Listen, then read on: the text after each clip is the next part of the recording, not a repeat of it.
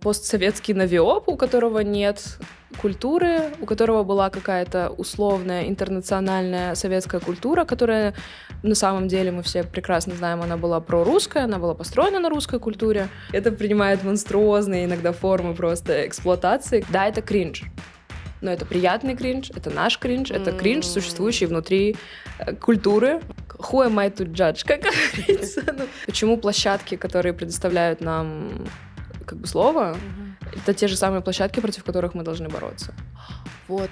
О боже, как классно сказано. Как с этим бороться, я не знаю. Вызывает ли во мне это очень странные чувства? Вижу ли я в этом такую несправедливость? Конечно.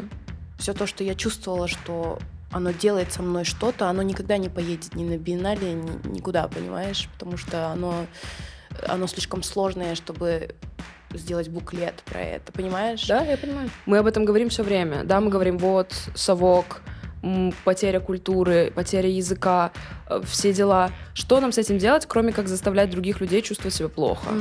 Ну, по факту.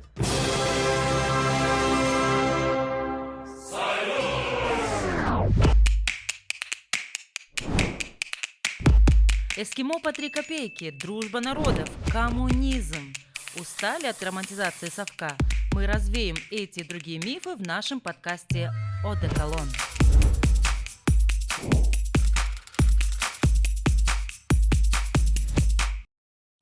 Всем привет! С вами подкаст «Баштан-Башта. Одеколон». Как всегда, мы будем сегодня говорить о деколониальности. Сегодня у меня в гостях Камила Нарышева. Камила, как ты обычно себя представляешь? Для меня это всегда такой страгл. Да, для меня тоже. Потому что, мне кажется, как все молодые люди в Центральной Азии, я сменила миллион карьер уже.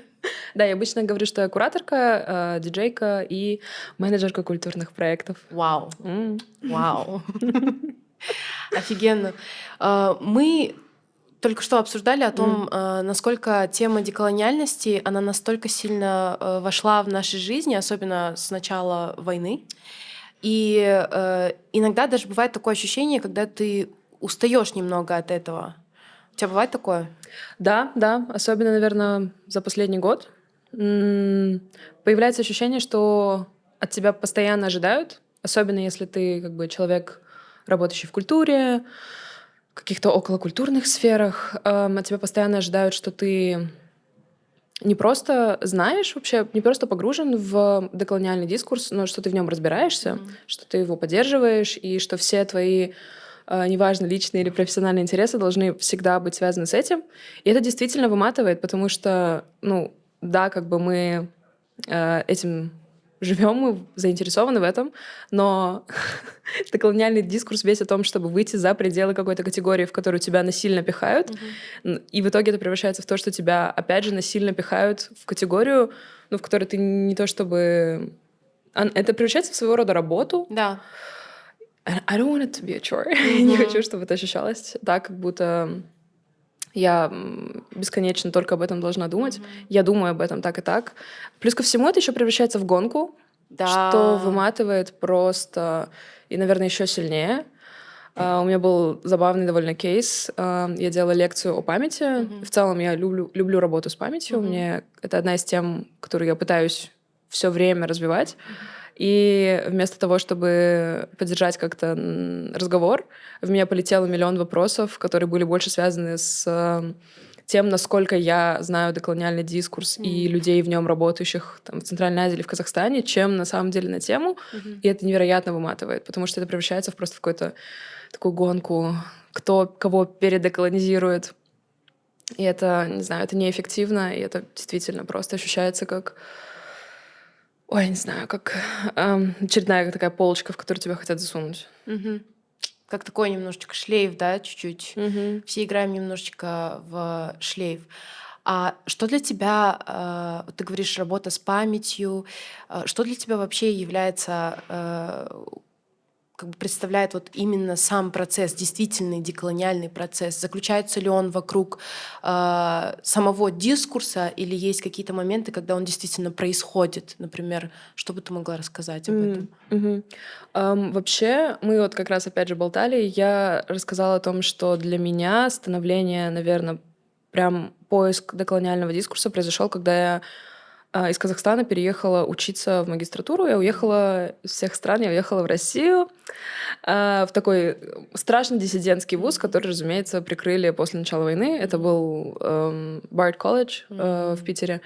И окунувшись просто в эту среду абсолютного, тотального бытового расизма и шовинизма, ксенофобии, в какой-то момент я начала понимать, насколько эта риторика сохранена после Советского Союза не только в России. В России она основная, как бы это была основная культура, это метрополия, это русская культура была основной в Советском Союзе. Для них нет такого понятия, как иной внутри России.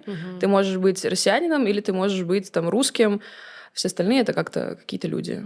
И позволяются абсолютно разные высказывания. И вот тогда, наверное, для меня это было очень быстрое и резкое обострение. До этого я тоже понимала, что что здесь не так, почему мы поглощаем только белую культуру, либо азиатскую, кстати, культуру, какую-нибудь там корейскую, японскую. То есть это совершенно абсолютно такие вылизанные какие-то империалистские все равно нарративы.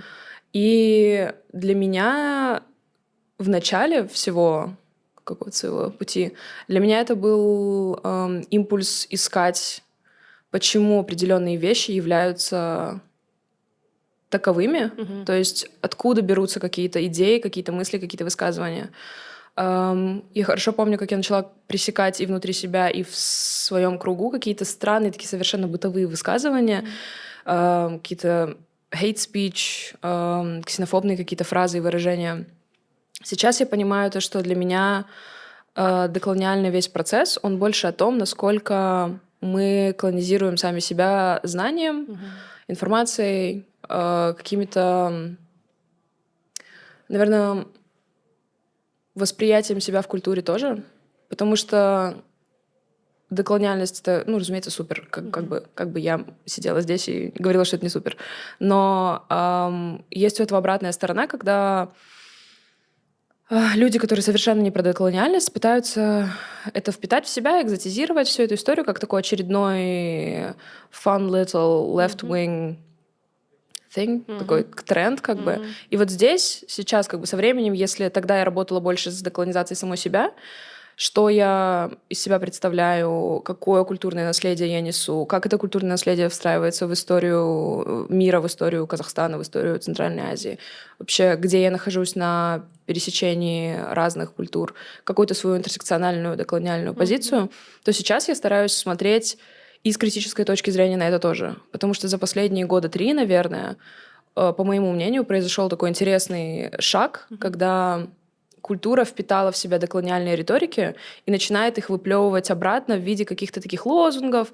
Это часто происходило в прошлом. С феминизмом такое произошло, к примеру. С деконструкцией такое произошло. И это, получается, такая колонизация деколониализма, что вообще абсолютно дикая вещь. Но в данный момент это то, с чем я стараюсь больше работать и подмечать за собой и за другими, за коллегами, за конкурентами. Нет, у нас не как бы конкуренты — достаточно смешное, конечно, понятие. За какими-то другими мыслителями, активистами, СМИ, культурными проектами. Вот. Это то, как я сейчас это вижу. Такая почти как будто бы институционализация деколониализма, да, получается? Да, учитывая то, что деколониальность в принципе не может быть институционализирована. Это критикует институционализацию вообще любую, институты власти, институты производства знания, но при этом она продолжает как бы впитываться крупными институтами, которые построены на колониализме, построены на отчуждении. И это просто удивительно, насколько это все превращается в такой уроборос, просто такую змею, не знаю. Да, знаешь, мне иногда кажется, это потому, что оно принимает формы, к которым мы привыкли. То есть мы хотим как будто бы примерить туда или выразить это в тех формах, которые были. А как мне кажется, оно как бы в сущности своей, скорее всего, имеет много разных новых форм, в которых нам еще предстоит как бы разбираться. Вот, например, ты говоришь, работа с памятью.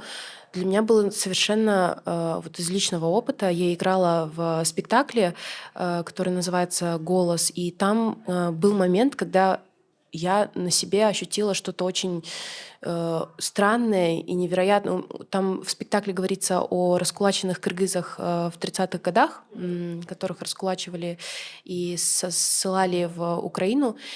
И буквально вот рассказывая об этих историях, я начала ощущать какую-то очень серьезную обиду, то есть как будто бы я тоже там была в 30-е годы, да, но как я смею говорить о том, что меня там не было? Я абсолютно не могу помнить, что там было. Но у меня сидела внутри настолько сильная обида, что вот я была уверена, мое тело было уверено, что оно помнит, понимаешь? И когда были какие-то конфликты с мигрантами из России, которые посмотрели спектакль и так далее, я понимала, что мне настолько есть что защищать, потому что я абсолютно уверена, что я там была как будто бы. И вот это явление для меня, конечно, было... я до сих пор пытаюсь понять, что это вообще было. Откликается ли это, когда ты рассказываешь, например, про работу с памятью? Абсолютно, абсолютно. Я вообще в целом верю, что... ну, как бы сейчас, мне кажется, интересно такой происходит шифт в работу с травмой в целом, о том, что насколько телесность, насколько травма корпориальная, в принципе, такое событие. И колониальная рана в целом, как бы это термин в доколониальной теории. Колониальная рана, мне кажется, она действительно сидит в нас во всех внутри. То есть это то, что происходило на территории Центральной Азии, сколько людей погибло, сколько людей пережило голод, абсолютно какие-то нечеловеческие условия. Да, это может немножко звучать эзотерично из территории мистики, но я действительно верю, что это сказывается в любом случае телесно на потомках. И как еще по-другому ощущать боль и травму, кроме как телесно? По-другому интеллектуализировать ее невозможно. То есть мы все знаем, что происходило, мы все знаем, сколько пострадало людей, мы все знаем, как это было. Интеллектом ты это не поймешь все равно. И это действительно очень телесная боль. И мне кажется, что во многом такой как бы дискурс упирается часто в конфликты именно из-за того, что существует желание все это дело интеллектуализировать, осознать головой, что типа, ну да, такое было, ну давайте двинемся дальше. Сори. Меня выносило гигантское как бы поколение женщин, которые пережили все это. Оно досталось мне. Что мне с этим теперь делать? Я абсолютно как бы с тобой солидарна. Я тоже, когда слышу какие-то такие вещи, они отзываются телесно, они отзываются совершенно как бы на чувственном уровне. Головой понять такое, мне кажется, невозможно. Вот. Поэтому здесь я думаю... Я не уверена, у этого, конечно, есть немножко такая эзотерическая сторона, что типа, вот, я чувствую это тело. Да, но это правда. Все люди, которые пережили и голод, и вообще бедность, пытки, страх, это все передается поколениям в любом случае. Тебя растят с этим страхом, тебя растят с неуверенностью. Это передается и в культуре в том числе, в том, как нас всех взрастили. С этим в любом случае как бы оно где-то сидит, и оно сидит, разумеется, телесно. Поэтому здесь я тебя очень хорошо понимаю. Да. Абсолютно. Знаешь, мне кажется, возможно, поэтому меня все больше тянет... то есть у меня откликаются все деколониальное абсолютно не в академической сфере, в сфере, где все есть вся терминология, то есть где ты можешь изучить теоретически, а именно в каких-то рандомных штуках, проявлениях, будь то искусство, да даже не искусство, ты просто какое-то взаимодействие с реальным миром, и в какой-то момент ты понимаешь, что это что-то в тебе трогает. И это, возможно, намного более деколониальный твой процесс, нежели ты прочитал там огромную книгу, да, например. Абсолютно. То есть поэтому, мне кажется, наверное, я хочу еще спросить про твое искусство, потому что я знаю, что ты диджейка, кураторка. Поэтому ли сейчас особенно вот такие процессы реконструкции очень сильно уходят в искусство или становятся популярными в искусстве, через искусство? То есть согласна ли ты, что есть что-то, что можно пощупать не словами, вот именно там? Да. Деколониальные практики в целом очень сильно связаны с рукотворным, особенно в местах, где это рукотворное было уничтожено. То есть, к примеру, в Ашар-Шалах погибло и откочевало столько людей. Это огромный пласт людей, который как бы держал все эти знания народа, которые просто невосстановимы. И нам приходится исследовать эти знания по обрывкам того, что есть, либо каким-то образом их восстанавливать. Разумеется, это не то же самое. Но это в любом случае дает нам возможность почувствовать какую-то хотя бы связь с тем, что было утеряно. Ты просто висишь вот в этом вот пространстве, ты такой постсоветский навиоп, у которого нет культуры, у которого была какая-то условная интернациональная советская культура, которая на самом деле, мы все прекрасно знаем, она была прорусская, она была построена на русской культуре. Да, у тебя были какие-то экзотизированные понимания того, что ты есть и что ты из себя представляешь, но когда мы возвращаемся к чувственному, а культура — это все-таки про чувственность больше, чем про какую-то такую написанную вещь, нам приходится идти туда. Нам приходится исследовать это через какие-то чувственные практики. Как воспринимает себя человек внутри культуры в разные ее, как бы в разных точках существования этой культуры. Да, мне кажется, сейчас очень много идет через искусство, через музыку. Мне нравится очень, что вообще в Центральной Азии сейчас такой достаточно мощный призыв и мощный импульс использовать национальные инструменты в музыке, возвращаться к этническим языкам, стараться больше работать с какой-то мифологией локальной. В то же время у этого есть обратная сторона, Конечно. разумеется, когда мы видим, что это принимает какие-то... Капитализируется Да. очень. Это принимает монструозные иногда формы просто эксплуатации, когда одно дело, если это... Конечно, я не могу заявлять такие вещи, потому что who am I to judge, как говорится. Да, я не могу заявлять такие вещи, как будто я там до конца могу кого-то судить по этому поводу, но это все равно существует. То есть люди, с одной стороны, пытаются исследовать свою культуру, исследовать, какие существуют забытые инструменты, забытые техники, забытые мифологии, как строилась вообще древняя космология до того, как все это дело было уничтожено. С другой стороны, это все моментально подхватывается крупными институциями, которые были построены на колониальных институтах, в институтах власти и производства знания, и экспортируется все это благополучно как культура в другие какие-то страны, на Запад в основном. То есть тут тоже, с одной стороны, я очень сильно горела этим какое-то время, я очень хотела делать выставки, связанные с этим, и вечеринки, связанные с этим. И как-то пока я не заметила, насколько сильно это экзотизируется для какого-то условного Запада, Да. насколько просто это все идет на экспорт, и насколько мало на самом деле у этого выхлопа локально. Да. К сожалению. Вот. То есть даже если интенция самих людей, которые изучают эту тему и создают что-то, даже если эта интенция, условно говоря, чиста, все равно есть кто-то большой, кто это подхватит, и потом так получается, что это все идет вот в один шлейф, и все как будто бы там крутится. Да. Мне кажется, сейчас это очень показательно с тем, как проходят крупные арт-форумы, документа, биеннале, какие-то выставки большие. Потому что, к примеру, текущая биеннале, она называется Foreigners Everywhere. И, это был кринж, когда это название вышло, и мы такие, типа, мы понимаем сентимент, но это какой-то веет таким постмодернистским ха-ха, и что-то в этом есть нечувствительное, особенно сейчас, особенно когда кругом очень много беженцев, displaced people, какая-то дикая волна ксенофобии, ультраправые приходят к власти. В принципе, странный выбор.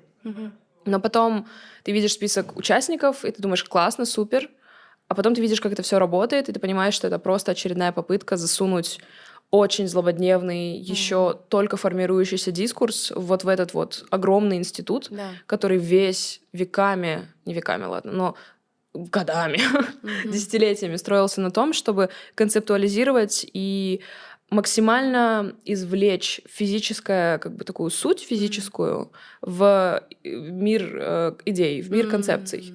Ну, то есть, если это работает с каким-то западным искусством, когда мы все дальше и дальше и дальше удаляемся от физического мира, Да. то с работами, которые именно про деколониальность, про телесность, про культуру, это не работает. Да. И ты просто видишь эти попытки впихивания абсолютно нового, другого дискурса в старые полочки, которые были сделаны для концептуализма, для минимализма, для таких абсолютно абстрактных каких-то вещей.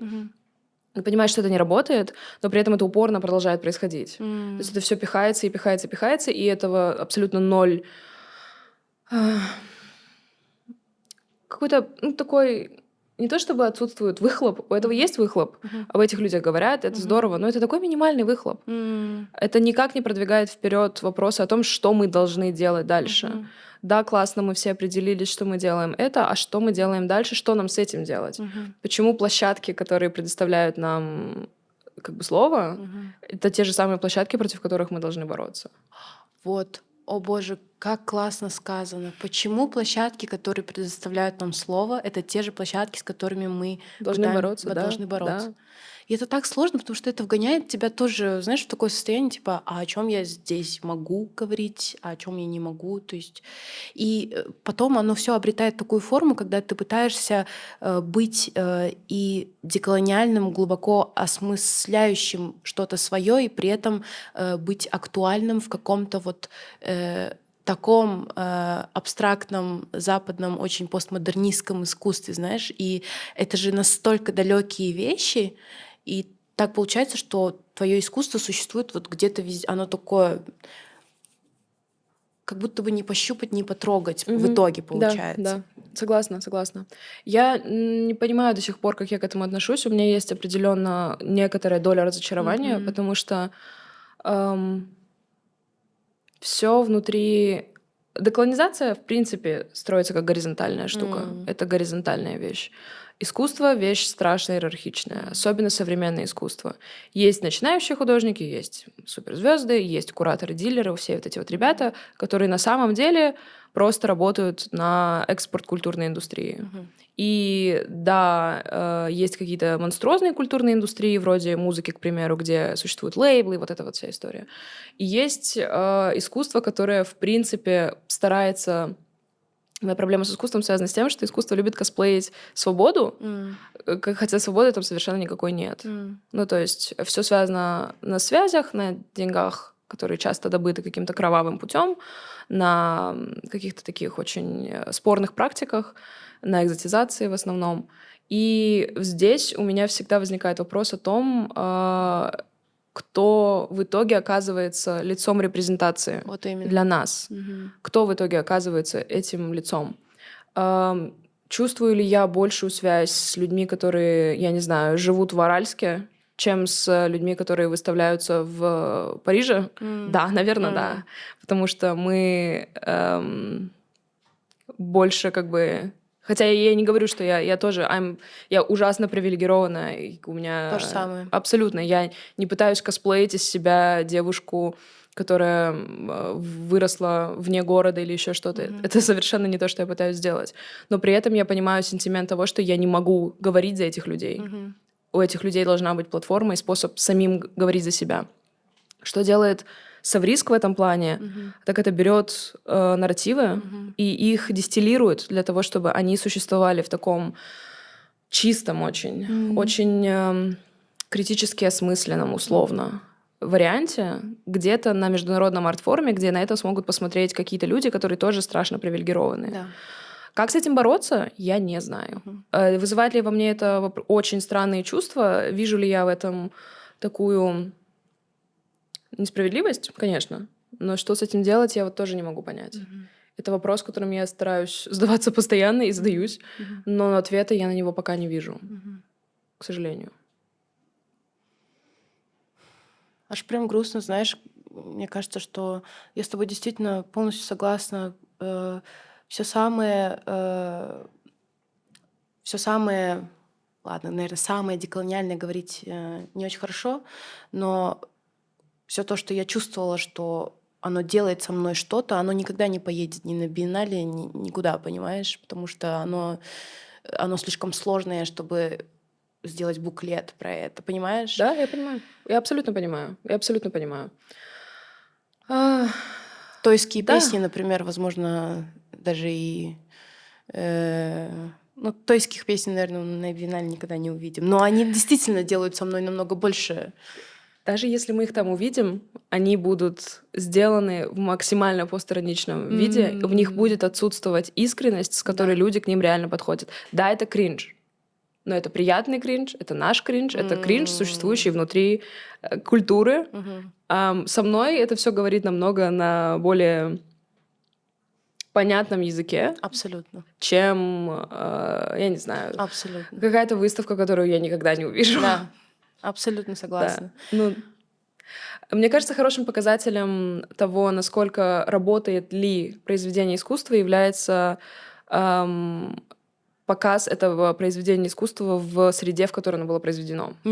То есть мы все понимаем, что в вылизанном Арсенале или где-нибудь в павильоне, в Венеции, не знаю, фридрицианами документы, это будет выглядеть классно, потому что это реально классно. Художники действительно у нас хорошие, они технически подкованные и все такое. Конечно. Будет ли это также работать, если это показать в ШУ?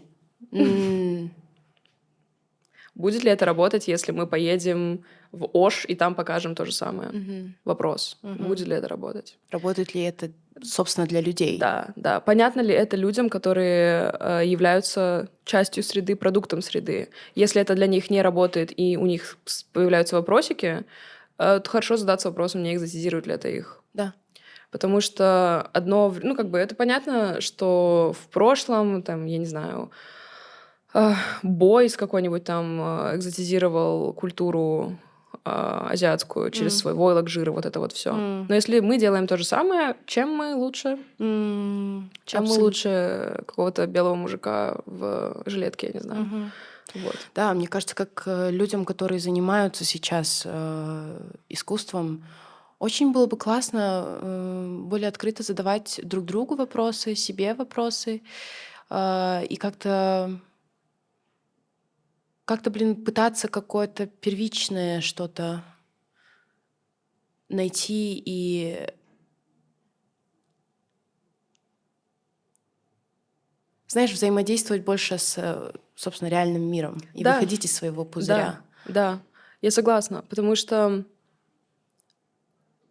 ты понимаешь, просто ты видишь, насколько у большинства вещей, производимых культурой, низкий... Культуры я имею в виду такой современной, левоориентированной, деколониальной, все вот эти вот очень большие трендовые слова. Насколько у этого на самом деле есть импакт внутри государства и культуры, в котором оно находится. Абсолютно. Если у этого нет импакта, тогда вопрос, зачем мы это делаем? Для того, чтобы у нас была репрезентация на Западе, алло, здравствуйте, деколониальность вроде вся про то, что нам надо перестать наконец-то смотреть на Запад. И тут у меня как бы куча вопросов складывается. Вот. Вообще в целом я чувствую, что в культуре, неважно, в музыкальной культуре, в совриске, существует такая большая проблема с тем, что очень многие вещи, они просто существуют для, такого травма-порн. Это такой... Есть еще такой классный термин virtue signaling. Что ты просто говоришь, вот, мы это заявляем, и все. И что с этим делать потом? Но главное заявить.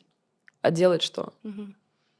И это, к сожалению, часто. Да. Что с этим делать? Это вопрос. Да. Очень даже откликается этот вопрос. Столько мы об этом говорим, а делать, собственно, что? Вот. Мы об этом говорим все время. Да, мы говорим, вот, совок, потеря культуры, потеря языка, все дела. Что нам с этим делать, кроме как заставлять других людей чувствовать себя плохо? По факту. Я часто слышу какой-то деколониальный дискурс, когда, в частности, вокруг языка, к примеру. Да, хорошо, мы действительно понимаем, что русский — это язык-колонизатор. Мы не хотим на нем разговаривать. А делать что тогда? Что делать? На каком уровне? Что с этим делать? Да. Мне кажется, это прекрасный и очень честный вопрос с которым можно закончить наш подкаст. Камила, спасибо большое. Пожалуйста. Столько всего откликается. Спасибо огромное. Всем спасибо. Пишите нам ваше мнение в комментариях. Подписывайтесь. Увидимся в следующем выпуске.